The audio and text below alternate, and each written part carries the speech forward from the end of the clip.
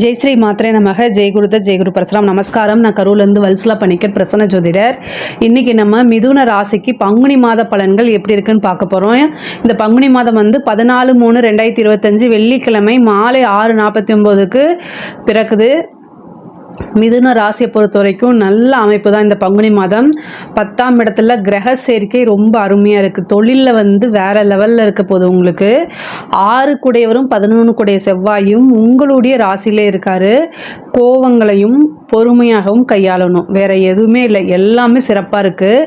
நீங்கள் ஒரு விஷயத்தை பேசுறதுக்கு முன்னாடி செய்கிறதுக்கு முன்னாடி இந்த விஷயம் கரெக்டாக, இந்த விஷயத்தை செஞ்சால் என்ன பிரதிபலன் வரப்போகுது, நன்மையா தீமையா ரெண்டுலேயுமே யோசிக்கணும். பாசிட்டிவ் நெகட்டிவ் ரெண்டையுமே யோசிக்கணும். அவ்வளோதான், வேறு எதுவுமே இல்லை.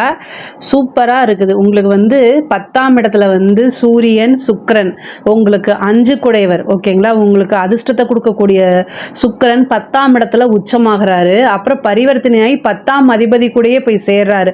10ஆம் அதிபதியும் சேருது. இதெல்லாம் கவர்மெண்ட் சம்மந்தப்பட்ட விஷயங்கள்லாம் மிகப்பெரிய லெவலில் உங்களுக்கு கொடுக்க போகுது. அதே மாதிரி 10ஆம் இடத்துல சூரியன் திக்பலம் பெறாரு. ஒரு கிரகம் திக்பலம், ஒரு கிரகம் உச்சம். உங்களுடைய ராசி அதிபதி புதன் நீச்சமானாலும் நீச்ச பங்க ராஜ யோகம் பெறுது. அதே மாதிரி சனி ராகு தொழில் ரீதியாக பல மாற்றங்கள் இருக்குது. தொழில் ரீதியாக இடமாற்றங்கள் இருக்குது. ஒரு தொழில் நீங்கள் பண்ணிகிட்ருப்பீங்க, அந்த இடத்த மாற்றலாமா என்ன நீங்கள் நினச்சிட்ருப்பீங்க. அவங்களுக்கெல்லாம் தொழில் ரீதியாக நிறைய மாற்றங்கள் இருக்குது. அதே மாதிரி ஒரு தொழில் செஞ்சிட்ருப்பீங்க, அடிஷ்னலாக இன்னொரு தொழில் செய்யலாமான்னா அதுக்கும் இந்த மாதம் ரொம்ப ரொம்ப அருமையாக இருக்குது.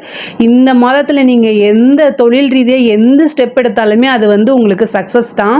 ஏன்னா கிரக நிலைகள் அப்படி இருக்குது. மிதுன ராசிக்கு ரொம்ப அருமையாக இருக்குது. தொழில் ரீதியாக ஆனால் வெளியூர் வெளிமாநிலம் வெளிநாடு போகக்கூடிய அமைப்புகளும் இருக்குது. பங்குனி மாதம் 10 நாளுக்கு அப்புறம் செவ்வாய் உங்களுக்கு நீச்சமாகிறாரு. 2ஆம் இடத்துல வாக்கு ஸ்தானத்தில் நீச்சமாகுது. 6 குடையவர் வாக்கு.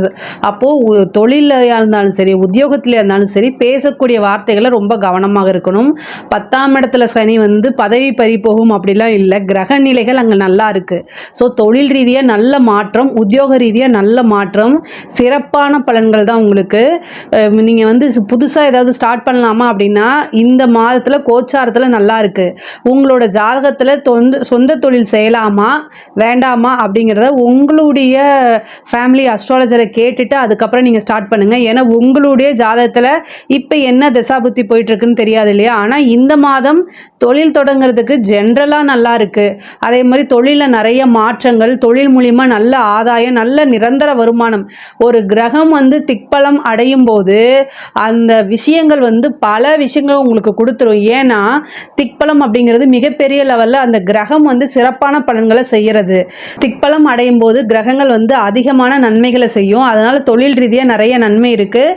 அதேமாதிரி தொழிலுக்கு வண்டி வாகனம் வாங்குறது, இடம் வாங்குறது, இந்த மாதிரி விஷயங்களும் நடக்கும். உத்தியோக ரீதியாக நிறைய ப்ரொமோஷன் கிடைக்கும். உங்களுக்கு உத்தியோக மாற்றம் இருக்குது. பேரு புகழ் பதவி எல்லாமே தானாக தேடி வரும். அதுவும் அரசாங்கத்துறையில் யாராவது வேலை பார்த்துட்டு இருக்கீங்க அப்படின்னா உத்தியோகத்தில் நல்ல ப்ரமோஷன் கிடைக்கும். உங்களுக்கு சீனியர்ஸ் கிட்ட, அதாவது உயர் அதிகாரிகள் கிட்ட இருந்து பாராட்டும் அங்கீகாரமும் கிடைக்கும். அதே மாதிரி உத்தியோகத்தில் எந்தவித பிரச்சனைகளாக இருந்தாலும் சரி, அது எல்லாமே இந்த மாதம் உங்களுக்கு சால்வ் ஆயிரும். கவர்மெண்ட் எக்ஸாம்ஸ் எழுதிட்டு இருக்கவங்கலாம் வெயிட் பண்ணிட்டு இருக்கீங்க அப்படின்னா இந்த பதவி தானாக தேடி வரும். ஒரு கவர்மெண்ட் போஸ்டிங் உங்களுக்கு கிடைக்கிறதுக்கு உண்டான வாய்ப்பு இருக்கு. படிப்பை பொறுத்த வரைக்கும் படிப்பில் நல்ல மாற்றமும் முன்னேற்றமும் இருக்கு. கிரக நிலைகள் 6 கிரகம் இருந்து 4ஆம் இடத்தை பார்க்குது. படிக்கும்போது டென்ஷன் ஆகாமல் நிறுத்தி பொறுமையாக படிங்க. அதுவும் கவர்மெண்ட் இது பப்ளிக் எக்ஸாம்ஸ்லாம் எழுதுகிறவங்க இந்த +2 10th எழுதுகிறவங்கலாம் நல்லா படிங்க, நல்ல எக்ஸாம்ஸ் எழுதுங்க. இது ரொம்ப ரொம்ப அருமையான மாதமாக இருக்குது. நீங்கள் ஆல்ரெடி ஒரு சாதாரணமாக சின்னதாக நீங்கள் படித்தாலே அதெல்லாம் எழுதிட முடியும். ஏன்னா மிதுன ராசிக்கு புதன் அதிபதி, அந்த புதன் தான் அறிவுக்கு காரகம், படிப்புக்கு காரக கிரகம். ஸோ அதனால் ஈஸியாக நீங்கள் ஒரு விஷயத்தை சாதாரணமாக படித்தாதான் இதை எழுதிட முடியும். உங்கள் மேலே உங்கள் கான்ஃபிடென்ட் லெவலில் அதிகமாக வளர்த்துக்கிட்டு எக்ஸாம்ஸ் எழுதுங்க. கண்டிப்பாக சக்ஸஸ் பண்ணிடுவீங்க. படித்து முடிச்சு நல்ல இந்த காலேஜ் படிச்சுட்டு இருக்கவங்களுக்குலாம் ஈஸியாக இந்த மாதம் பிளேஸ்மெண்ட் கிடச்சிடும். ஏன்னா 10ஆம் இடம் ரொம்ப சிறப்பாக இருக்கனால, அதே மாதிரி 6 குடையவரும் உங்களுடைய ராசியிலே இருக்கனால பிளேஸ்மெண்ட்டெல்லாம் நல்ல நீங்கள் நினச்ச விரும்பின பிளேஸ்மெண்ட் தான் கிடைக்கிறதுக்கு உண்டான அமைப்பு இருக்குது. ஒரு சிலருக்கு கோர்ட்டு கேஸ் இருக்கக்கூடிய பிரச்சனைகள்லாம் சமரசம் பேசுறதுக்கு உண்டான வாய்ப்புகள் இருக்குது. மிதுன ராசிக்காரங்க பொதுவாகவே கோர்ட்டு கேஸு அப்படிங்கிறதுல வந்து பார்த்திங்கன்னா வழக்குகளில் வெற்றி அப்படின்னா நீங்கள் ஒரு கேஸு போடணும். அதுக்கப்புறம் ஆப்போசிட் பார்ட்டி வந்து உங்ககிட்ட சமரசம் பேசுனாங்கன்னா நீங்கள் எந்த விதமாக யோசிக்காமல் அந்த சமரசத்துக்கு போயிருங்க. அதுதான் உங்களுக்கு எப்போவுமே ஃபேவர். முக்கியமாக மிருகசீரிஷ நட்சத்திரக்காரங்க வந்து கோர்ட்டு கேஸு அப்படின்னு போயிட்டா அது வந்து என்னென்னா அது அந்த நட்சத்திரக்காரர்கள் வந்து ஜெயிக்கிறது அப்படிங்கிறது ஈஸி கிடையாது. கடைசியில் வந்து நீங்கள் நினச்சது ஒன்று தீர்ப்பு ஒன்றா வரும். அதனால் இது வந்து எப்போவுமே உங்களோட வாழ்க்கையில் எடுத்துக்கோங்க. நீங்கள் கோர்ட்டு கேஸு யோசிக்காமல் போகிறதுனா போங்க. உங்கள் மேலே நீங்கள் ஒரு நியாயத்துக்காக வேண்டி நீங்கள் போகிறீங்க. ஆனால் கடைசியில் உங்களுக்கு அவங்க வந்து சமரசம் பேச வந்தாங்கன்னா அதை எந்த வகையிலுமே யோசிக்காமல் தயங்காமல் நீங்கள் சமரசத்துக்கு போயிருங்க. ஆனால் உங்களுக்கு அது ஃபேவராக முடியறதுக்கு உண்டான வாய்ப்புகள் இருக்குது. இதே மாதிரி வந்து இந்த மாதம் வந்து நிறைய நன்மைகள் இருக்குது. ஐஸ்வர்ய பிராப்தம் உறுதியாக உண்டு. 5 குடையவர் உச்சம் பெறுறாரு 10ஆம் இடத்துல. அப்போ தொழில் ரீதியாக நல்ல லாபங்கள், நல்ல வருமானம், நிரந்தர வருமானம் அப்படிங்கிறதெல்லாம் இருக்குது. சகல விதமான ஐஸ்வர்யத்தையும் கொடுக்கக்கூடிய இடம் 5ஆம் இடம். அந்த 5ஆம் இடத்து அதிபதி உச்சம் பெறுறது வந்து ரொம்ப ரொம்ப சிறப்பு. 10, 12 குடையவரும் வந்து பார்த்திங்கன்னா 10ஆம் அதிபதி குரு, 12ஆம் அதிபதி சுக்கிரனும் குருவும் பரிவர்த்தனை யோகம் இருக்குது. ஒரு சிலருக்குலாம் வந்து அரசாங்க பதவி தானாக தேடி வரும். அரசியல்வாதிகள், அரசாங்க துறையில் இருக்கவங்களுக்கு இது ரொம்ப சூப்பர். அரசியலில் இருக்கவங்களுக்கும் ரொம்ப ரொம்ப சூப்பர்.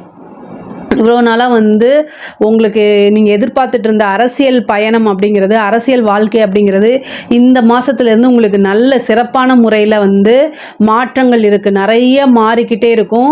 இவ்வளோ நாளாக நீங்கள் போட்ட கடுமையான உழைப்புக்கு இப்போ வந்து இந்த மாதம் வந்து உங்களுக்கு நல்ல பலன்கள் இருக்குது. நீங்கள் வந்து என்ன யோக நரசிம்மர் வழிபாடு பண்ணுங்கள். மிதுன ராசிக்காரங்க யோக நரசிம்மர் வழிபாடு பண்ணும்போது அது மிகப்பெரிய லெவலில் உங்களுக்கு சக்ஸஸையும் வெற்றியும் கொடுக்கும். அதே நேரத்தில் நீங்கள் என்ன விஷயங்களை நினைக்கிறீங்களோ அத்தனை விஷயமும் காரியங்கள் கைகூடும். காரியத்தில் எந்தவித தடையாக இருந்தாலும் அதை எல்லாமே நிவர்த்தி பண்ணிடும். யோக நரசிம்மர் வழிபாடு பண்ணுங்க. இந்த யோக நரசிம்மர் வழிபாடு பண்ணும்போது கூடவே சக்கர தாழ்வாரையும் சேர்த்து வழிபாடு பண்ணும்போது இன்னும் கூடுதலான சிறப்பான பலன்கள் உங்களுக்கு கிடைக்கும். அதே மாதிரி பெண்களை பொறுத்த வரைக்கும் இது நல்ல அமைப்பு. தொழில் தொடங்குறதுக்கோ சின்ன சின்னதாக வீட்டில் இருந்துகிட்டே ஆன்லைன் பிஸ்னஸ் பண்ணுறது, அல்லது நீங்கள் ரொம்ப நாளாக உங்களுடைய கனவுன்னு இருக்கும் இல்லையா, அது எல்லாமே வந்து இந்த மாதத்தில் சாத்தியமாகிறதுக்கு உண்டான அமைப்புகள் இருக்குது. நீண்ட நாளாக எதிர்பார்த்துட்டு இருந்த ஒரு விஷயம் வந்து தானாக கைகூடும். அதே மாதிரி வண்டி வாகனங்கள் வாங்குறது, ஒரு சிலருக்கு வீடு கட்டக்கூடிய அமைப்பு பிராப்தம்லாம் இருக்குது. அதே மாதிரி வீடு மாறக்கூடிய அமைப்புகளும் இருக்குது. இருக்கிற இடத்துலேருந்து சேஞ்ச் ஆகிறதுக்கு உண்டானது இருக்குது. உத்தியோக ரீதியாகவும் மாற்றம் இருக்குது. உத்தியோகம் வந்து உங்களுக்கு மாறுதல், வேறு கம்பெனிக்கோ அல்லது வேறு இடத்துக்கோ மாறுறதுக்கு உண்டான அமைப்புகள் இருக்குது. கணவன் மனைவியிடையே வந்து சிறு சிறு பிரச்சனைகள் வரும். 6 குடையவர் தான் கோர்ட்டு கேஸு, டைவர்ஸு, அதே மாதிரி சண்டை சச்சரவு, கடன் பிரச்சனை, இது எல்லாமே 6ஆம் இடம் தான். 6ஆம் அதிபதி உங்களுடைய ராசியில் தான் இருக்கார். கடந்த ஒரு 15 நாளாகவே வந்து உங்களுக்கு டென்ஷன், வீட்டில் சண்டை சச்சரவுகள், எதுக்கெடுத்தாலும் வந்து கோபம் வர்றது, பேச்சுக்கு பேச்சு பேசுறது, இந்த மாதிரி விஷயங்கள்லாம் இருக்கும்.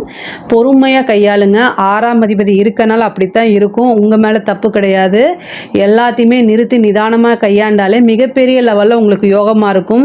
அதே மாதிரி 6ஆம் அதிபதி நீச்சமாகக்கூடிய 10 நாள் கழித்து நீச்சமாயிருவார். இந்த நீச்சம் ஆனதுக்கப்புறம் உங்களுக்கு ஒரு நல்ல அமைப்பு இருக்குது. ஏன்னா அது வந்து பரிவர்த்தனையாகக்கூடிய குரு வந்து செவ்வாயை பார்க்கறதுனால நீச்சபங்க யோகமும் இருக்குது. இது ஒரு நல்ல அமைப்பு தான். அதே மாதிரி இப்போ சந்திரன் வந்து, அதாவது சந்திரன் வீட்டில் தான் செவ்வாய் நீச்சமாகறாரு. 11ஆம் வீட்டுக்கு வந்து செவ்வாய் சந்திரன் வரும்போது பரிவர்த்தனை, சந்திரனும் செவ்வாயும் பரிவர்த்தனை யோகம் பெறுது. அப்போ வந்து நீங்கள் நினச்ச ஒரு விஷயம் வந்து ஈஸியாக உங்களுக்கு முடியாது அப்படின்ட்டு விட்டுருப்பீங்க. ஆனால் அது தானாக தேடி வரும். அதே மாதிரி எந்த விஷயங்களாக இருந்தாலும் சரி, உங்களுக்கு நெகட்டிவ் வந்து தலைக்கு வர்றது தலைப்பாயோடு போயிடும். இந்த பரிவர்த்தனை யோகம்லாம் அப்படி தான். உங்களுக்கு ஏதாவது ஒரு கண்டத்தை கொடுக்குது அப்படின்னா தலைக்கு வர்றது தலைப்பாயோடு போகும்னு சொல்லுவாங்களா, அந்த மாதிரி அது போயிடும். அதே மாதிரி ஒரு சிலருக்கு வந்து காதல் ரீதியாக இருக்கக்கூடிய பிரச்சனைகள்லாம் சால்வ் ஆகும். நீங்கள் நினச்ச நபர் தானாக தேடி வந்து பேசுறதுக்கு உண்டான அமைப்பு இருக்குது. கணவன் மனைவியுடைய சண்டை சச்சரவுகள் இருந்து பிரிஞ்சிருந்தா கூட அவங்கள தானாக தேடி வந்து சேர்றதுக்கு உண்டான அமைப்புகள் இருக்குது. கடன் ரீதியாக இருக்கக்கூடிய பிரச்சனைகள் அதிகமாக வரத்துக்கு, ஏன்னா 6 குடையவர் வர்றதுனால கடன் ரீதியாக இருக்கக்கூடிய பிரச்சனைகளை நீங்கள் சமாளித்து தான் ஆகணும். அதுக்கு தான் யோக நரசிம்மர் வழிபாடு பண்ணுங்கன்னு சொன்னேன். அதே மாதிரி வாகனம் வாங்கக்கூடியது, வாகனங்களில் போகும்போது ரொம்ப கவனமாக இருக்கணும். ஹெல்த் சம்மந்தப்பட்ட விஷயங்களில் வந்து ரொம்ப ரொம்ப கவனம். நீங்களே உங்களுக்கு ஏதாவது ஒரு பிரச்சனை நீங்களே வைத்தியம் பார்க்காம உடனே மருத்துவரை ஆலோசனை பண்ணி 1000 ரூபா 500 ரூபா இது இதுக்குள்ளே உங்கள் பிரச்சனையை தீர்த்துக்க பாருங்கள். அதை மிச்சப்படுத்துகிறேன்னு 5 லட்சம் வரைக்கும் செலவை இழுத்து விட்டுறாதீங்க தயவுசெய்து. யோக நரசிம்மர் வழிபாடு பண்ணுங்கள். படிக்கக்கூடிய குழந்தைங்களுக்கு பொதுவாகவே நல்லா இருக்குது. மிதுன ராசியில் இருக்கக்கூடிய கலைத்துறை உங்களுக்கு பிரம்மாண்டமான வளர்ச்சி இருக்குது. இந்த மாதத்தில் வரக்கூடிய ஒவ்வொரு வாய்ப்பையுமே கண்ணும் கருத்துமாக நீங்கள் பயன்படுத்திக்கிட்டீங்கன்னா மிகப்பெரிய லெவலில் உங்களுடைய வாழ்க்கை உயரும். அதே மாதிரி பேர், புகழ், அந்தஸ்து, பாராட்டுகள் கிடைக்கும்.